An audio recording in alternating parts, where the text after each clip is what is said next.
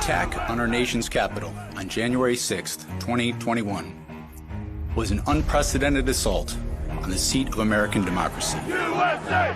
USA! USA! As described in the indictment, it was fueled by lies. We won this election, and we won it by a landslide. This was not a close election. Lies by the defendant. You don't concede when there's theft involved. Targeted at obstructing a nation's process of collecting, counting, and certifying the results of the presidential election. Look, all I want to do is this. I just want to find 11,780 votes, which is one more than we have, because we won the state. It's the most explosive indictment yet. The former president facing 4 charges, including conspiring to defraud the United States, conspiring to disenfranchise voters, and conspiring and attempting to obstruct an official proceeding. Donald Trump and 6 unnamed co-conspirators accused of knowing he'd lost the 2020 election, but trying to overturn it anyway. The Attorney General, Homeland Security officials, his own White House counsel, all these people were telling him, "You lost, Mr. President." The 45-page indictment laying out how he allegedly spread lies about voter fraud, cooked up a scheme using fake electors in key states, pressured officials to upend the results, attempted to block the certification of the election, and ultimately helped trigger the Capitol riots, all in a prolonged effort to cling to power. We're going to walk down to the Capitol, and we fight. We fight like hell. And if you don't fight like hell, you're not going to have a country anymore. That infamous speech echoed in his response today. He called news of this latest indictment pile on. Donald Trump telling me tonight, we will fight and we will win. Trump with a lot of fighting to do. This, the 3rd criminal case filed against the Republican frontrunner, will face court yet again on Friday, our time. The big picture here, Donald Trump faces legal challenges all over the place. These are ridiculous indictments. Nothing is anywhere near as serious as this. The allegation here, deprivation of rights. What rights? The right of American citizens to have their votes count. You better run, cops! Our guy in Washington, Steve Clemens, has a front row seat as this all unfolds. Steve, what do you think? Are these the most serious charges Trump has faced?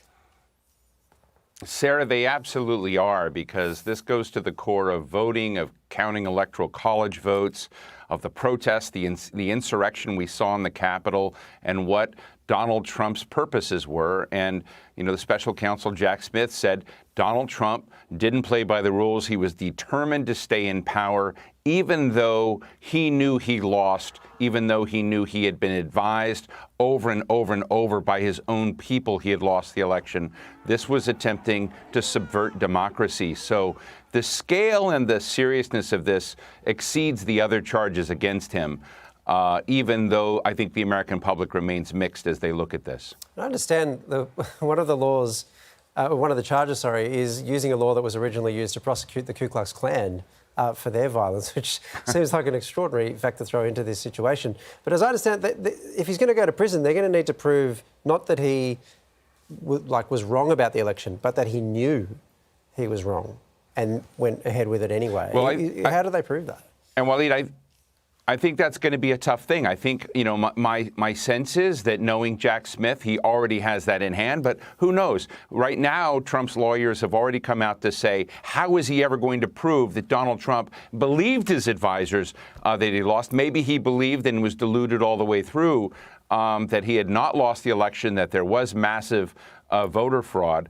But there's something called various communications, even from Donald Trump to others, that are recorded, and we'll have to see if Donald Trump implicates himself in any of this, or taped calls. We've heard Donald Trump on previous recordings, even in the other case in Florida now, on management of classified information, where he talks about holding, an Iran attack plan, if you will. And so there may be things like that we haven't seen yet in this case. I don't know. But it would be unusual so far, given the way Jack Smith has approached this case, for him not to have something where he's able to show what Donald Trump truly felt deep down about his electoral standing. How has America reacted to this news?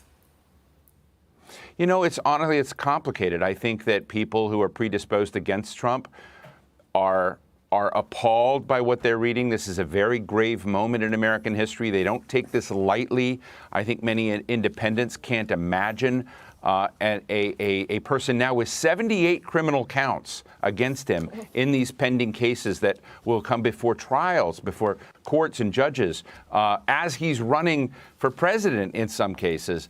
And the fact that he could imagine win. But his base, the GOP base, there was just a poll taken where 54% of likely Republicans to vote support Donald Trump. The next is Ron DeSantis at 17%. He's a staggering lead.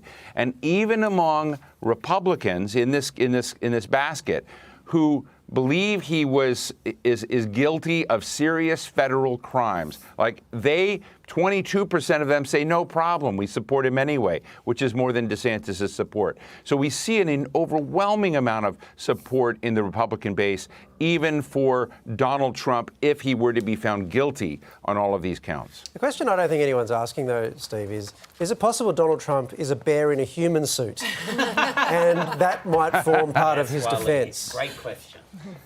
That is beyond my remit here. But, I just want to say it's a really serious moment, and we could have a situation in which a person who is convicted of these counts could still be the next president of the United States and return to the White House, pardon himself, and pardon his co-conspirators who are referred to not by name, but who we know most of them are. It's a remarkable moment in American history. It really is. Steve Clemens, thanks so much for your time.